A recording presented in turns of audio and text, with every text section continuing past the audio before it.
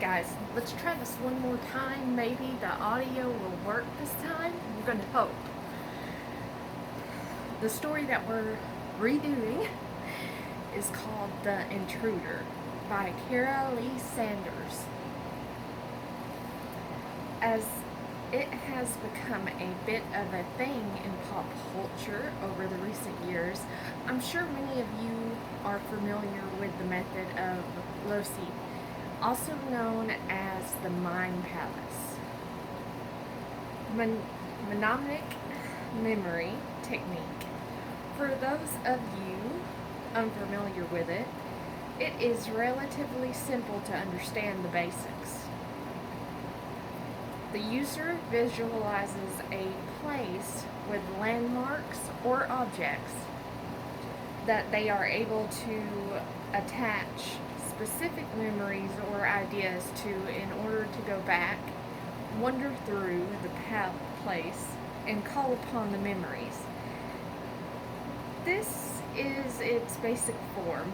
More advanced techniques include creating a person's own new place to store different types of information. Hence, someone may create a house or a palace and assign different sections to different categories of thought.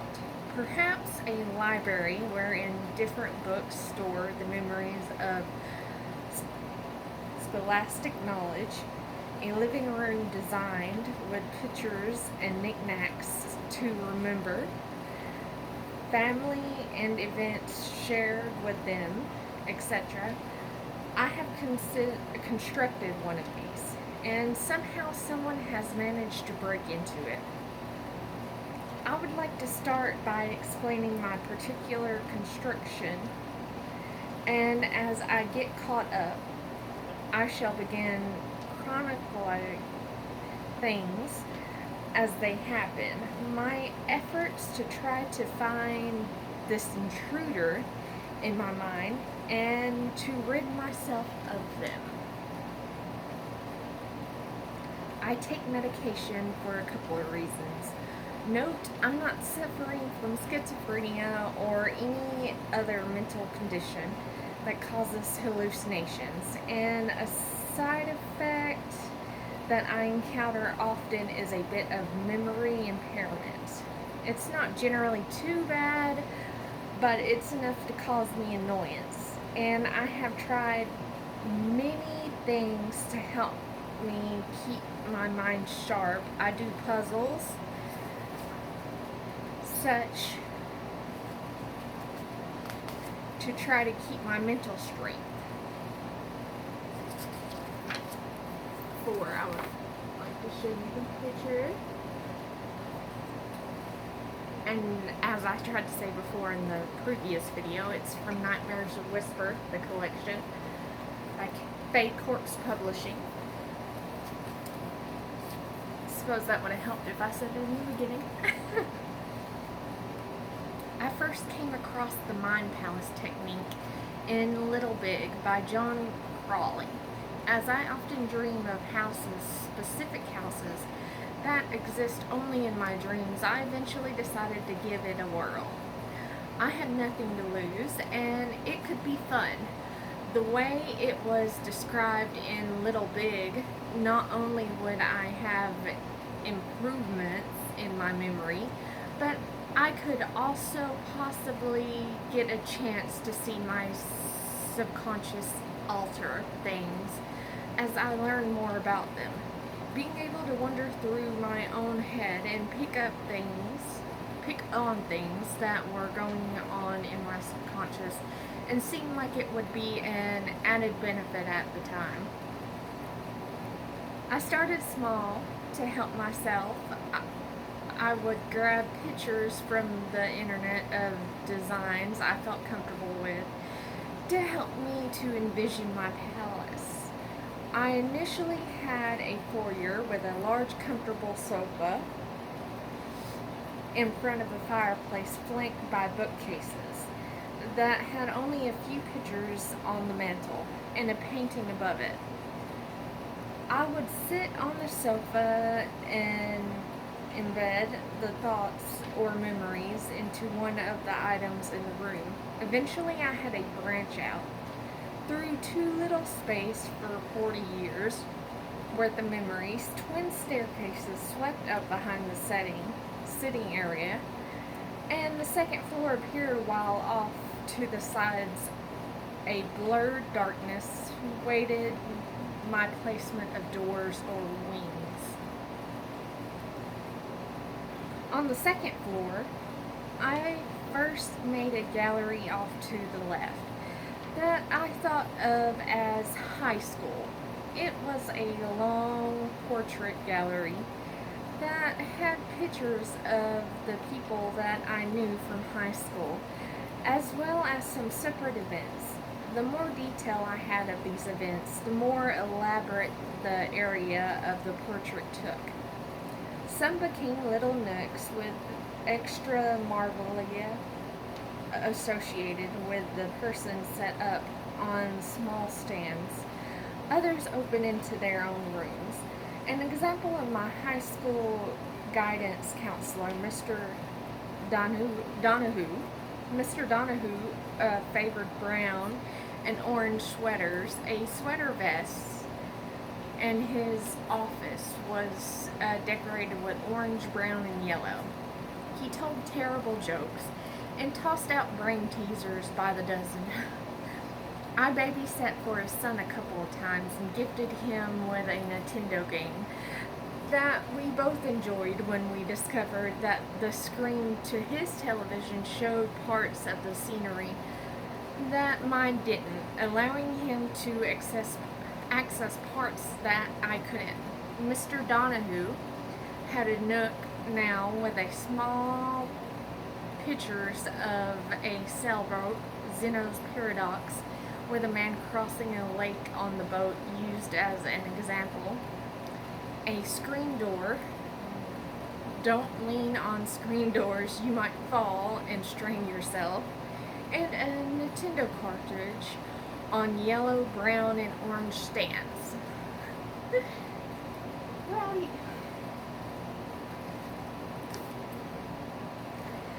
After over a year of work, I had a library assigned to individual scholastic subjects, and the books were moved from their shelves into the foyer to their new respective homes, with an empty tombs taking their places to be filled later. Various other galleries represented the different times of my life or concepts such as music. Due to the rooms that would grow from portraits, any blueprints would have defined mathematics and fallen strictly into the realm of Esther. But it worked in my head, and that was the important part. The blurry darkness of the ground floor gave way to hallways leading to rooms dedicated to close friends and family. The wings and stories of the palace grew like Stephen King's Rose Red, seemingly little rhyme or reason behind their specifics. They were just built where they felt they needed to be. I would enter my palace at night before bed, settle into my sofa, and start organizing the new information of the day. Embedding new information into one of the blank books on the shelves would result with it promptly placing itself into the correct library when I was finished. Thoughts on people traveled into their respective rooms or nooks throughout the palace. Newly met people would have their portrait hung in the proper gallery. The organization was easy by this time for the most part. What fascinated me was when I would take the time to walk around the room to room, spending a particular long time before a painting would bring up more memories that I had stored away and add to the detail or enhance its statues to a nook or a room. Linked ideas could take me from one place to another at the speed of thought.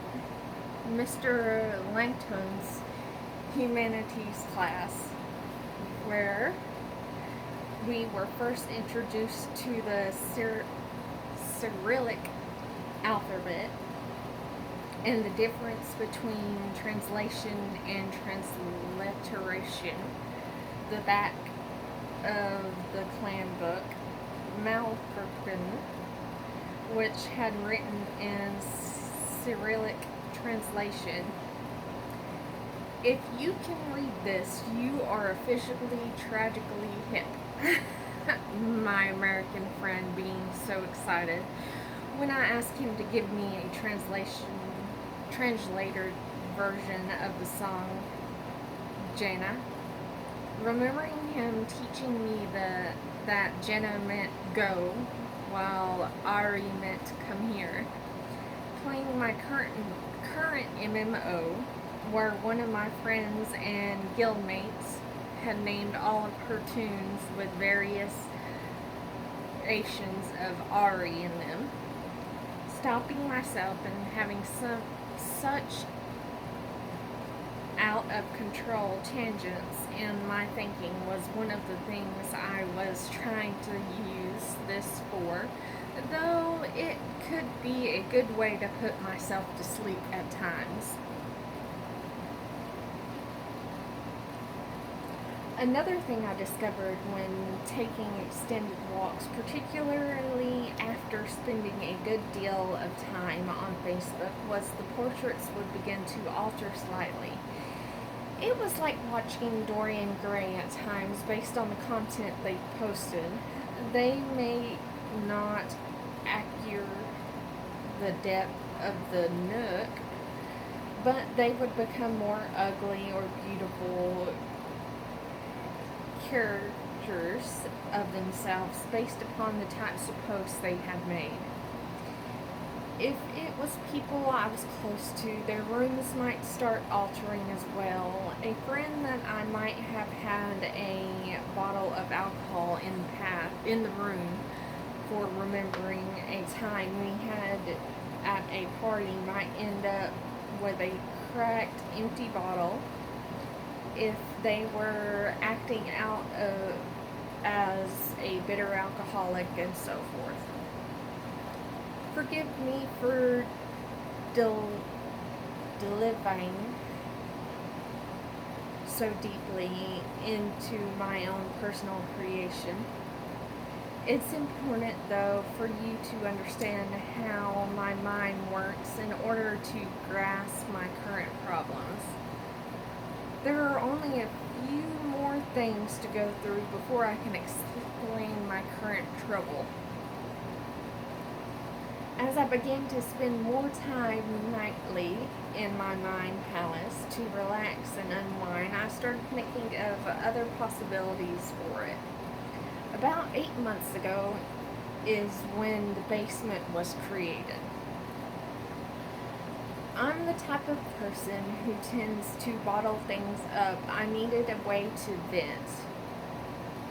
A place to punch a pillow, as it were, within the confines of my own mind. I decided it was all allowable to go a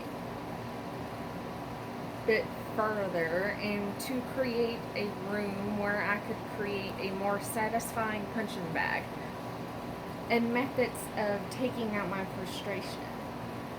I made a room where I would materialize faces, constructs to kick around when the week had me at my wit's end. Also, in the basement, I added a bedroom where I could then go and relax, meditate, and access my palace.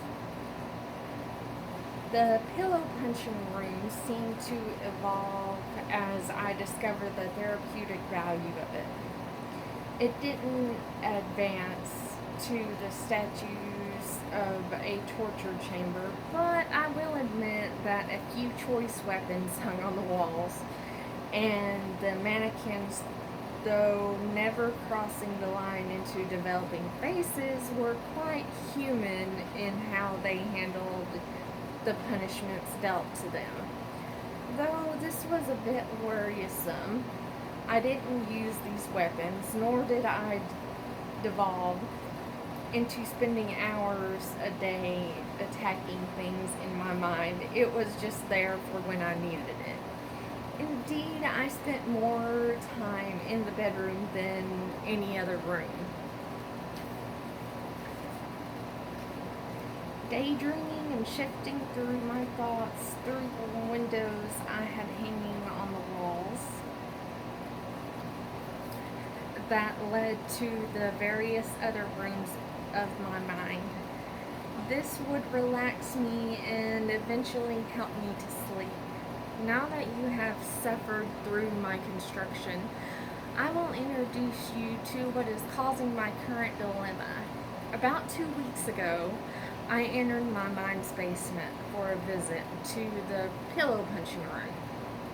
After a particularly brutal session that I am ashamed to say was set off by a combination of political posts on Facebook, petty trolling in the game that I play, and general irritability, I left to curl up in my bedroom to relax, and I saw a new door, one that I had never put up. There were only 2 doors in the basement, but both on the same wall, and this one was in the corner of the hallway. That would freak me out. I immediately felt ill at ease with this door, as even though I was aware of my palace being able to evolve on its own, it mainly kept to the same Victorian steampunk, as well as being close to the same room or hallway that the new object would belong with. The door was in my basement, where I kept only means of meditation and working out my frustrations, not memories. It was also quite an eyesore. Set in the polished oak walls, this door was unfinished, battered wood. It was something that may have been attached to a long ago abandoned cabin. There was a knob, simply a handle, and it hung poorly in the door frame. Gaps in the wood allowing the interior to be viewed from the outside. I approached it cautiously and decided that rather than opening it, it would look through the openings between the boards. When I did so, I was overcome with a feeling of vertigo. The room wasn't up high, nor complexly laid out. It simply did not look or feel like anything else in my mind. I couldn't see it properly, as if looking through the door gave the effort of wearing a drastically wrong prescription of glasses. Frightened and confused, I decided to leave the door after setting up a second wrought iron barred door in front of it and locking it. That evening, I spent in my mind's bedroom meditating on all of the new information I had recently added, and cross-referencing by letting myself fly around through tangents, searching for any reason why this new addition would have been made. I could come up with nothing. Eventually, I left my palace out of frustration and slept somewhat troubled for the night. I dreamt of the doors and shadows, the feeling of an unknown watcher following me through strange hallways I've never visited, and that horrible, vertiginous feeling overcame me when I tried to focus on anything. The next day, I decided I had to find out this new edition represented, as it was causing me more distress than any other change and caused me before. I wanted to approach it as calmly as I could, so I had a long bubble bath, a cup of chamomile tea, and laid down on my bed with a lavender eye pillow to keep out the afternoon light as I let myself into my mind palace, setting first in the foyer. I searched again for anything new that may not have been properly categorized away. Nothing was evident. I wandered the second floor galleries and rooms looking for other changes that I may have not noticed for lack of visiting. Again, nothing. Paying very close attention, I scoured the first floor rooms of my family and close friends once again, coming up frustrated and empty-handed. The only comfort being that none of the other rooms had been invaded by the same nauseated perspective as the new room provided to me. Finally, I went down into the basement to encounter this new extension of my mind. To my relief, the door I put in front of it was still locked, and nothing appeared to have changed. Opening the door I had created, I rested my hand on the handle and noticed that the wood felt odd, similar to the view. It seemed to be causing me a sense of touch, to be invaded by something alien to the way things worked in my mind palace. It wasn't just that it was rough as opposed to how most of my fixtures were polished and smooth. I had expected that. It was similar to grabbing a cup and expecting iced tea only to have a mouthful of diet soda. If that is a possible way to describe touch, trying to explain the sensation in one's own mind is difficult. I can understand that one. Breathing slowly until I was calm, I braced myself for what other assaults on my senses I may be encountering, and slowly pulled the door open towards myself. My visual perception still off in trying to see exactly what was before me. I stood on the threshold trying to accumulate to it as best as I could. It seemed a plain room, concrete floor and walls perhaps about 20 by 20 feet. There were shelves mounted to the walls with what appeared to be small knickknacks, as well as a few end tables with a small items on them, also placed in seemingly random fashion. As I acclimated to the visual distortion, I took careful, shaky steps towards the first table and found that as I got closer to it, I could see the details better. It was nothing grand, a plant stand about 8 inches across with a half-empty Mountain Dew bottle, a CoverGirl compact, and a hair tie sitting upon it. I had no memories attached to these items. I was loath to touch anything in there, as the sensation of the door had been disturbing enough. It freaked me out. Venturing to the next table, I discovered a dog-eared copy of the Tropic of Cancer and an open half of a pack of Camel Whites. a black Zippo lighter, and a folded piece of paper that looked to have something drawn within the folded sections. I could not see. I checked a few more of the tables and all these random items on them that stirred up no memories or attachments to me at all.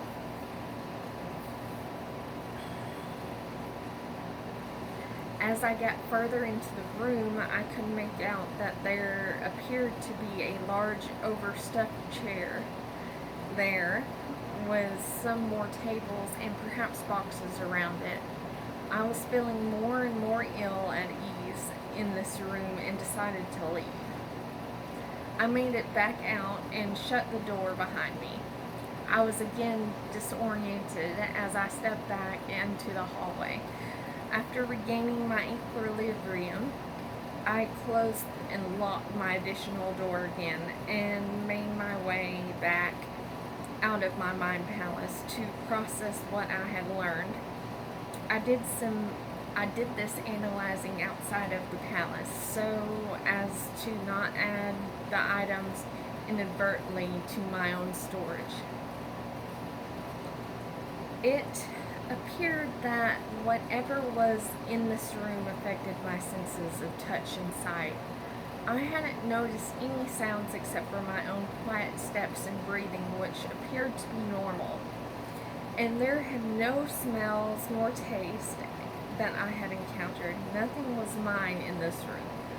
I could not connect it in any way to myself, though I was familiar with the book and had smoked Camel Wides at one time and recognized the other items. They simply existed there, unlike items specifically placed in my palace with a memory or idea that the door and room should have appeared, much less why it was so foreign of an experience to me.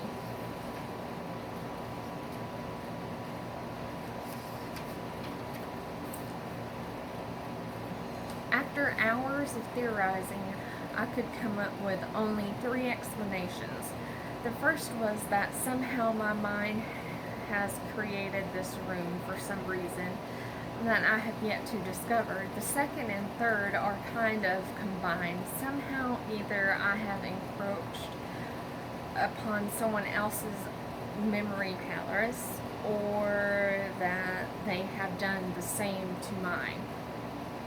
It would explain why I had altered perceptions. If they see the things differently than I do, and their nerve endings wouldn't be the same as mine, as whatever significance the objects hold to them would be set by them.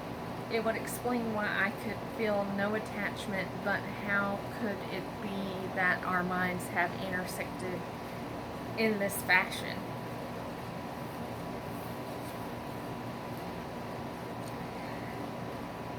As I was further frightened after this experience, I resolved to stay out of my mind palace for a bit. Perhaps it would fix itself and go away, or evolve into something I could understand if I let my subconscious do its job. More dreams of the doors and being watched followed, but they were to be expected.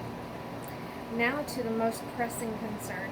Last night I entered again after giving my mind a week to organize itself. Using the same routine as I had the last time, I went through the foyer, second floor, and main floor, finding no changes. I then went down to the basement, no changes in my rooms there either. But the door was still there.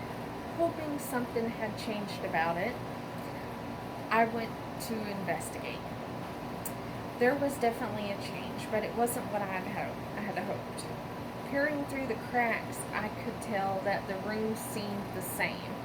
The distortion remained as well. The door I had created in front of it was still locked, thank the gods, but small slivers of wood littered the floor at my feet. The wooden door had chips out of it where it appeared to have been slammed against the bars of my door. I had documented all the items that I had seen in there, the time I had stepped through on a notebook. I didn't want duplicates of them to begin appearing in my palace itself. How odd would it be to have a nook based upon a room that was built without my input? I did not want to start thinking of the paradoxes that could cause. I decided to enter the room once again to see if it had noticeably changed, if it was still as eerie as it had been, so alien to me. Let's see.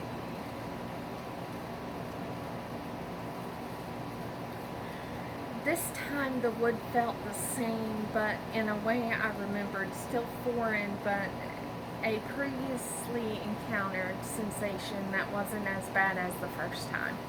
The room made me nauseated with the difference in perceptions. I saw the items that I had seen before, and I could smell something now. It smelled of cheap whiskey and burnt cigarettes. I approached the chair and saw nearly an empty bottle on the floor aside on overflowing ashtray. The chair seemed to have indentions where someone has spent a good deal of time sitting in it. Cigarette butts littered the floor. The room stretched further this time, or I hadn't seen it properly the first time. I'm not sure which the farther walls had the sheen of heat over a desert highway. The distance could be a mirage of sorts. I was again disturbed and left without touching anything, firmly locking the door over it.